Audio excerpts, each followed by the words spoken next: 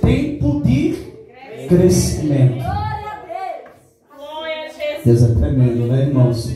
Queridos, nós lemos um texto no livro de Apocalipse, capítulo, versículo a partir do 9. Eu vou reler para uma melhor compreensão dos irmãos, para aquilo que nós vamos estar abordando neste momento ao coração dos irmãos. Glória a Deus. Em breve vai estar um púlpito legal aqui. Já encomendei o púlpito de vidro, mandei fazer R$950. Ele já está sendo feito. Vai ficar muito lindo aqui. Aí você pergunta, pastor, você vai pagar como? Eu não sei não. Deus prova é claro. Fé eu tenho, né, irmão? Mas é muito bom a gente poder ter um púlpito legal aqui, porque, irmãos, a pior coisa que tem para quem prega é ficar assim, ó. Dá uma dor no pescoço tão grande, irmão. Eu não sei se os irmãos percebem, mas tem hora que eu tenho que fazer assim, ó. Porque dói muito você estar assim. Então o púlpito ele vai numa altura legal, você vai poder ficar assim, ó, centralizado, né? Então vai ser muito importante. Versículo a partir do 9. Eu, João, que também sou vosso irmão e companheiro na aflição e no reino e na paciência de Jesus Cristo, estava na ilha chamada Pátimo por causa da palavra de Deus e pelo testemunho de Jesus Cristo. Eu fui arrebatado em espírito no dia do Senhor, e ouvi detrás de mim uma grande voz como de trombeta, que dizia: o que vês, escreve-o no livro, e envia-o às 7 igrejas que estão na Ásia. Repita comigo, diga: Éfeso, Esmirna, Pérgamos, Tiatira, Sardes, Filadélfia e Laodiceia. Meus irmãos, quantas igrejas tem aqui? 7.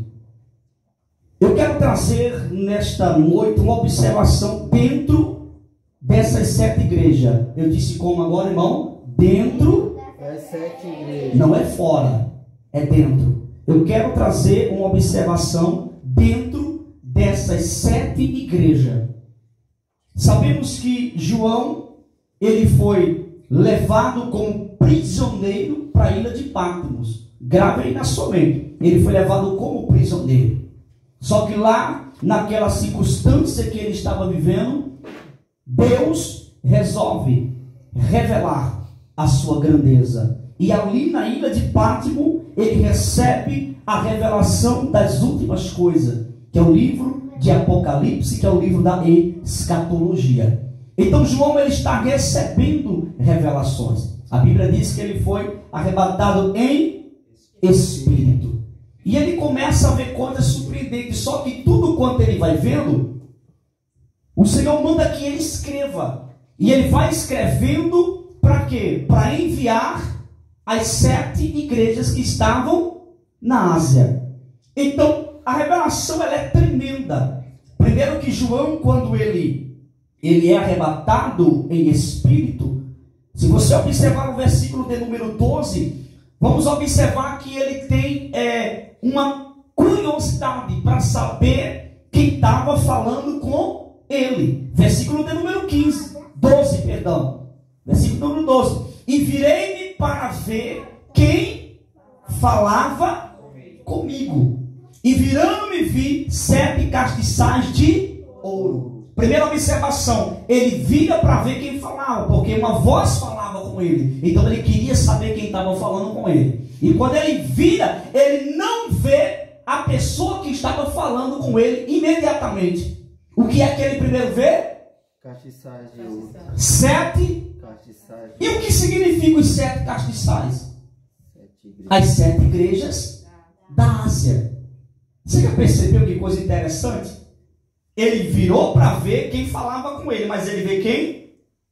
7 castiçais, que é 7 igrejas da Ásia. Agora dobre atenção para os irmãos entenderem isso aqui. E no meio dos 7 castiçais, semelhante ao filho do homem, vestido até os pés de uma veste comprida e cingido pelo peito com um cinto de ouro. Agora interessante é que João, quando ele vira para ver, por que ele não viu logo o Senhor? por que que Deus, ele mostrou primeiramente para João as igrejas? Veja a importância que existe na igreja. Jesus provou para João a importância que existe da igreja. E vai mostrar que no meio da igreja ele está. Perceba que Jesus sempre está no centro. Por quê? Porque onde Jesus está, quem aparece é ele. Porque Jesus, ele é o centro de tudo. Os discípulos estavam lá no meio do mar, atormentados, agoniados. Jesus aparece andando por cima das águas, no meio. Jesus, ele está na cruz e ele morre na cruz do meio. Muitas das vezes Jesus chegou na sinagoga e ficava no meio, no centro. Pegou um homem que tinha que era a mão atorviada, né, uma mão mirrada, e colocou ele no meio. Jesus sempre tratou com a igreja, sempre tratou com o seu povo, mostrando que ele ama estar no meio, no centro. Então João vê as 7 igrejas, no símbolo dos 7 castiçais, e ele estava no meio. Meus irmãos, não tem coisa melhor do que ele estar no meio da igreja. Não tem coisa melhor do que Jesus estar no nosso meio. Porque quando Jesus está no nosso meio, quem prevalece é ele, irmão. Quando Jesus está no meio, não tem nada, meu irmão, que possa atrapalhar o que Deus tem na sua vida, se ele estiver no meio. Glória a Deus por isso. E ele está no nosso meio nesta noite. Glória a Deus. E a Bíblia vai nos dizer que João, ele vê as características deste homem, vestido até os pés de uma veste comprida e cingido pelo peito com um cinto de ouro. Olha que coisa interessante isso aqui, irmão. Agora, leia comigo o versículo 14. E a sua cabeça e cabelos eram brancos como a lã branca, como a neve, e os olhos como chama de fogo. Isso foi as características que João identificou na revelação. Versículo de número 15. E os seus pés eram semelhante a latão reluzente, como se tivesse sido refinado numa fornalha, e a sua voz como a voz de muitas águas. E ele tinha na sua destra 7 estrelas, e da sua boca saiu uma aguda espada de 2 fios, e o seu rosto era como o sol, quando na sua força resplandece. E eu, quando vi, caí a seus pés como morto. E ele pôs sobre mim a sua destra, dizendo-me: não temas, eu sou o primeiro e o último. Quem é esse Jesus? E o que vive foi morto, mas eis aqui estou vivo para todos sempre. Amém. E ele vai dizer: mas olha, João, e tenho as chaves da morte e do inferno. Em outras palavras, Jesus estava dizendo: eu mando em cima e mando embaixo. Ninguém manda como eu tenho domínio na palma das minhas mãos. É ele que domina, irmão. Então não tenha medo da morte, porque a morte só vai até onde ele manda. Não tenha medo de nada, porque ele tem tudo na palma das suas mãos. Por isso que Jesus disse: todo o poder foi me dado no céu e na terra. Em outras palavras, ele estava dizendo: eu mando em cima e mando embaixo também. Acabou. E como ele tem a chave, eu quero ver quando Jesus abre, quem fecha. Porque quando Jesus diz assim, ele tem a chave na mão dele, que as chaves, eu vou ler de novo, porque isso aqui é tremendo, isso aqui dá vontade de sair voando, que isso é muito tremendo. Eu vou ler novamente, versículo de número 18. E o que vive foi morto, mas eis aqui estou vivo para todos sempre. Amém. E tenho as chaves, plural, as chaves da morte e do inferno. Ele tem tudo, a chave está na mão dele. Oh, glória. Então não tenha medo, caminhe de cabeça erguida, tranquilo, tranquila, porque ele está no controle da sua vida. Glória a Deus. Oh, meus irmãos, é culto de ensinamento, eu tenho que me segurar um pouquinho aqui. Meus irmãos, nós precisamos observar, e eu quero chamar a atenção dos irmãos, porque foram 7 cartas escritas, diga 7 cartas. 7 cartas. Agora eu quero que os irmãos entendam que todas essas igrejas, na carta foi revelada algo que Jesus não estava se agradando dentro delas. Dobre atenção, vá para o capítulo 2 de Apocalipse. E nós estaremos lendo o versículo de número 5. Lembra-te, pois, de onde caíste, e arrepende-te e pratica as primeiras obras. Quando não, brevemente a ti virei e tirarei do seu lugar o teu castiçal, se não te arrependeres. Então perceba que esta igreja aqui, o Senhor está dando uma advertência para que eles voltassem, né? Para onde? Para as primeiras obras. Prática, lembra-te, pois, de onde caíste, e arrepende e pratica as primeiras obras. Volta ao primeiro amor, volta ao início. Vocês se distanciaram de mim. Esse é o sentido do que Jesus estava revelando a João ali, para passar para a igreja. Vocês precisam voltar, arrepende, lembra-te de onde caíste, porque ninguém cai porque quer cair. Não, alguém cai porque simplesmente, irmão, deixa ser levado para cair. Porque se você perguntar para qualquer pessoa que cai, você queria cair, a pessoa vai dizer que não queria cair. Porque ninguém quer cair. Mas se você deixar ser levado por muitas coisas, você cai. Foi o que aconteceu. Essa igreja começou a deixar ser levada pelas coisas e começou a cair, se afastar da presença de Deus. Por isso que o apóstolo Paulo disse: se tu estás de pé ali, cuide para que tu não caias. Porque ninguém quer cair.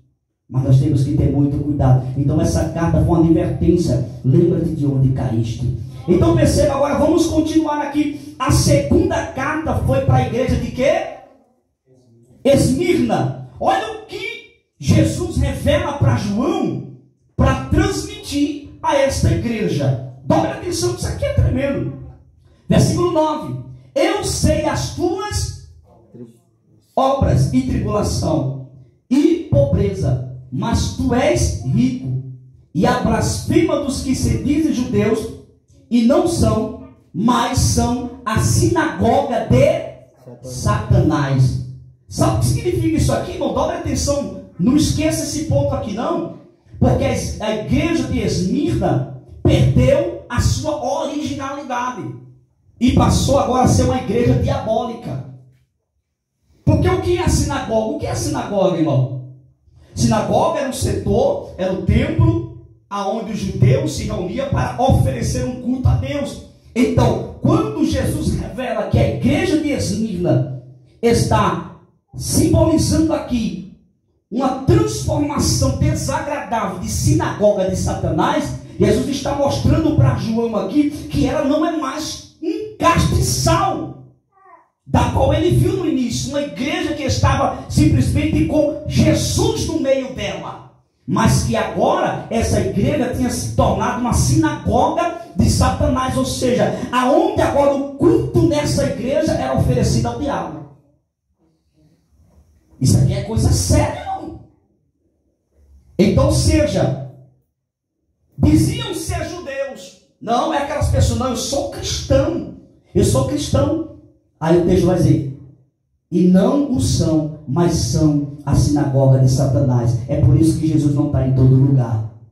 Por isso que tem pessoas que falam: não, onde fala de Jesus, ele está no meio. Não se confunda com isso não. Porque Jesus não está em todo lugar não, irmão. Jesus não estava dentro dessa igreja aqui não, ó. Se transformou numa sinagoga de Satanás. Só que eles se diziam ser judeus. O que é judeus? Estudiosos, conhecedor. Eles falavam da Bíblia, eles falavam da Torá, eles falavam dos pergaminhos, eles falavam da lei, mas era uma sinagoga de Satanás. Por isso que há um perigo muito grande quando você vai congregar em uma igreja e você não conhece o que é pregado lá dentro, você não conhece a origem daquela igreja, e muitas das vezes é uma igreja que começou como igreja, mas se tornou uma sinagoga de Satanás. E é muito perigoso, por isso que nós temos que ter muito cuidado.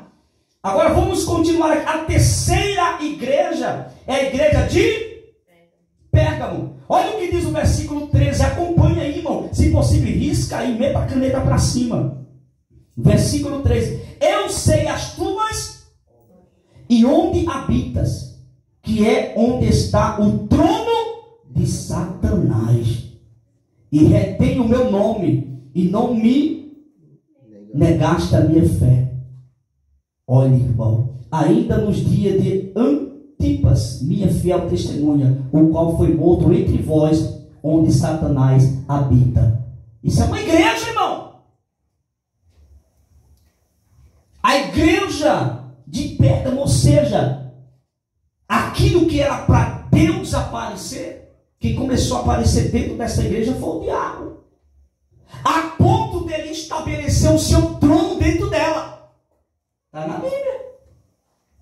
Vou ler de novo, irmão, para você entender. Eu sei as tuas obras e onde habitas, que é onde está o trono de Satanás, e retens o meu nome, ou seja, tirou o nome do Senhor do meio desta igreja, e Satanás estabeleceu o seu trono dentro dela. Isso é sério. Sangue de Jesus tem poder. Diga comigo, o sangue de Jesus tem poder. Vou repetir. Eu sei as tuas obras e onde habitas, que é onde está o trono de Satanás, e retém o meu nome, e não me negaste a minha fé. Ainda nos dias de Antipas, minha fiel testemunha, o qual foi morto entre vós, onde Satanás habita. Estava habitando dentro desta igreja. Olha que coisa séria. Primeiro, nós vamos ver uma igreja anterior chamada Esmirna, que se tornou uma sinagoga de Satanás, ou seja, onde o povo expressava um culto ao diabo. E agora nós vamos ver na igreja de Pérgamo o que, irmãos? Uma igreja que estabeleceu um trono para o diabo. Sangue de Jesus tem poder. Mas lembrando, irmão, estou mostrando esses pontos aqui, mas em todas essas igrejas, o Senhor enviou essa carta e deu a oportunidade de se arrependerem e de mudarem a prática que estavam praticando. Vamos agora para a quarta igreja. Qual é a quarta igreja? Tiatira. Leia comigo o versículo de número 20. Mas tenho contra ti o tolerares que Jezabel, mulher que se diz profetiza, ensine e engane os meus servos, para que se prostituam e comam dos sacrifícios da idolatria. Já nesta igreja, o que estava acontecendo? Uma mulher foi estabelecida como profetisa, ensinando, enganando o povo, e a igreja gostando do engano.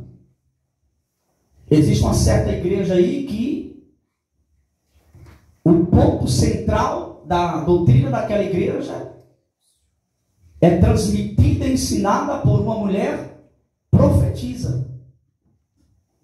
Vocês sabiam disso ou não? Chamada Ellen White. É conhecida como a profetisa do Adventista do sétimo dia.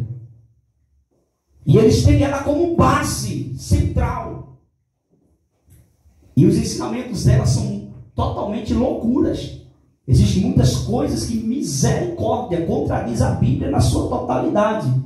Ela cria as suas ideias na sua mente e aplica para a igreja acredita naquilo ali. Mesmo que a Bíblia não mostre pontos para confirmar aquilo, mas eles acreditam, porque tem ela como uma profetisa.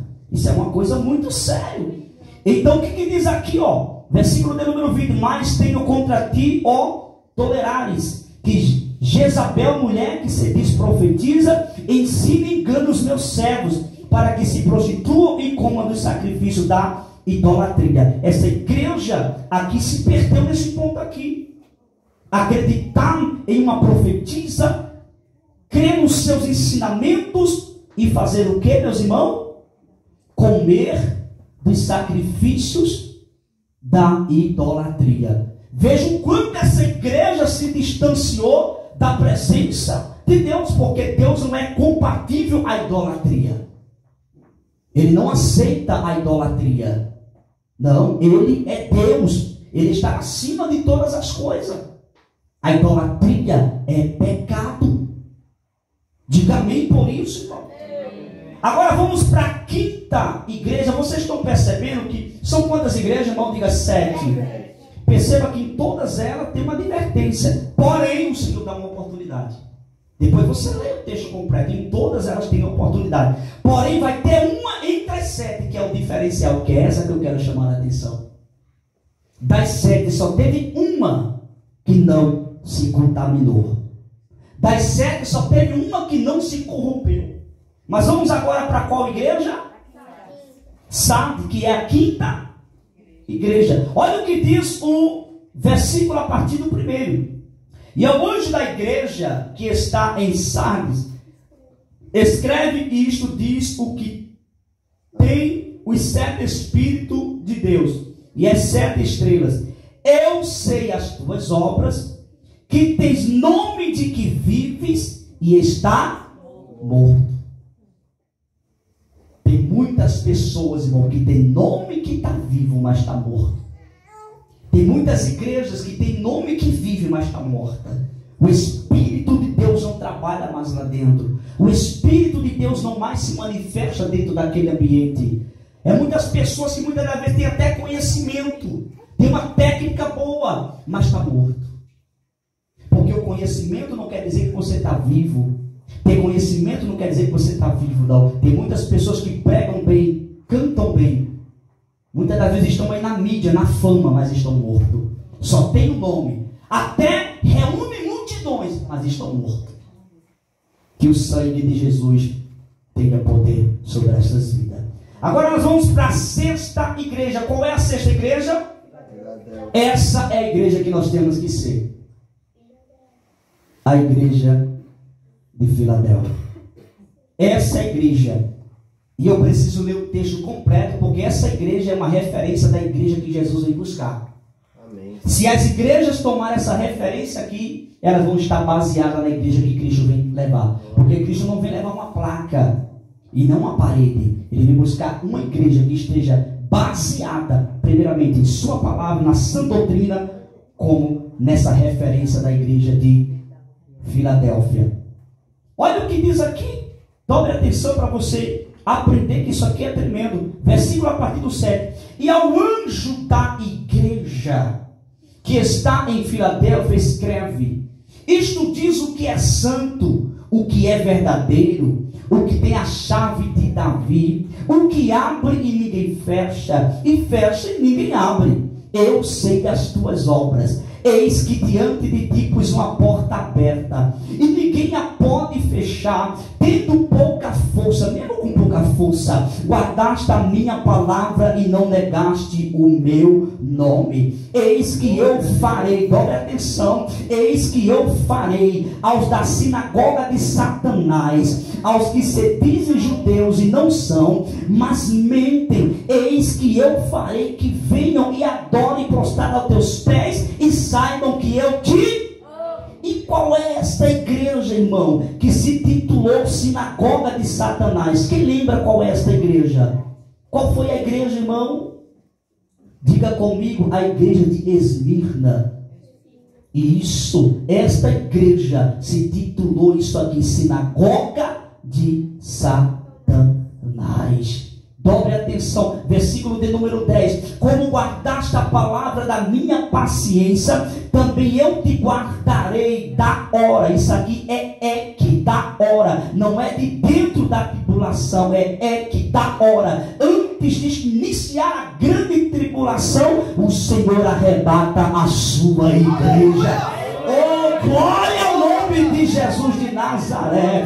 Vou repetir o versículo 10, porque Jesus está conosco aqui. Como guardaste a palavra, ou seja, guarde a palavra, irmão. Oh, glória, da minha paciência, também eu te guardarei da hora da tentação que há de vir sobre todo mundo, para tentar os que habitam na terra. Eis que venham sem demora, guarda o que tens, para que ninguém tome a tua coroa. A quem vencer, eu o farei coluna no templo do meu Deus, e dele nunca sairá. E escreverei sobre ele o nome do meu Deus, e o nome da cidade do meu Deus, a nova Jerusalém, que desce do céu do meu Deus, e também o meu novo nome. Quem tem tem ouvidos, ouça o que o Espírito diz à igreja. Jesus está dizendo, esta é a igreja que nós temos que tomar como exemplo. Uma igreja que mesmo sendo atribulada, passando por momento de tribulação, mas está firme na presença do Senhor Jesus. Está guardando o dia glorioso da vinda do Cordeiro de Deus. Oh, meus irmãos, que está viva à direita do Pai. Glória a Deus. Vamos agora para a sétima igreja, a igreja de Laodiceia. Eita, igreja terrível. Versículo de número 15. Eu sei as tuas obras, que nem és frio nem quente. Tomara que foras frio ou quente. Por quê, irmão? Porque quem é frio uma hora vai esquentar, quem é quente, glória a Deus por isso. Mas ele vai dizer aqui no versículo 16: assim, porque és morno e não és frio nem quente, vomitar-te-ei da minha boca. Ou seja, a igreja de Laodiceia, pela sua prática pecaminosa, eles não eram quente e nem era frio, era morno. E você já tomou uma água morna, irmão? É terrível. Tomar água quente ninguém gosta. Ou seja, a igreja de Filadélfia, ela traz ânsia de vômito para o Senhor. O Senhor tem ânsia de vômito em ouvir a respeito desta igreja. Por isso que ele disse: mas tomara que foras frio ou quente. Porque um dia alguma coisa aconteceria, mas é morno, vomitar-te-ei da minha boca. Aí o versículo de número 17 diz: como dizem, rico sou e estou enriquecido, e de nada tenho falta, e não sabeis que és um desgraçado, miserável, pobre, cego e nu. Em outras palavras, a palavra de Deus está dizendo: você pode ter ouro, pode ter prata, pode ter o que for, mas se não tiver a presença de Deus na sua vida, você não tem nada. Pode acumular ouro, prata, pode ser rico, pode ter o título que tiver, mas se não tiver a presença de Deus, você não tem nada. Eu quero concretizar esse ensinamento dessa noite, dizendo para os meus irmãos: a igreja que nós temos que ser é a igreja de Filadélfia. Mesmo na tribulação, mas não desiste. Mesmo passando um momento difícil, mas não para. Mesmo sendo perseguido, mas não larga o barco. Mesmo sofrendo, mas está na presença de Deus. Por quê? Porque tudo aqui vai passar, meus irmãos. O que está preparado para nós lá em cima é maior do que o que você imagina. Então não perca a sua fé, seja firme. Oh, glória, passe pela aprovação de cabeça erguida. Guarda a sua fé, não deixa ninguém roubar a tua coroa, não deixa ninguém tirar a coroa da tua cabeça. Guarda a fé, porque a própria palavra de eis que vem, no versículo 11, eis que vem, não sou eu que estou falando, é a palavra de Deus. João recebe esta revelação para dizer para a igreja: eis que venho, quem? O Senhor. Eis que venho sem demora. Guarda o que tens para que ninguém tome a tua coroa. Em outras palavras, o Senhor está dizendo: não deixa que ninguém te atrapalhe.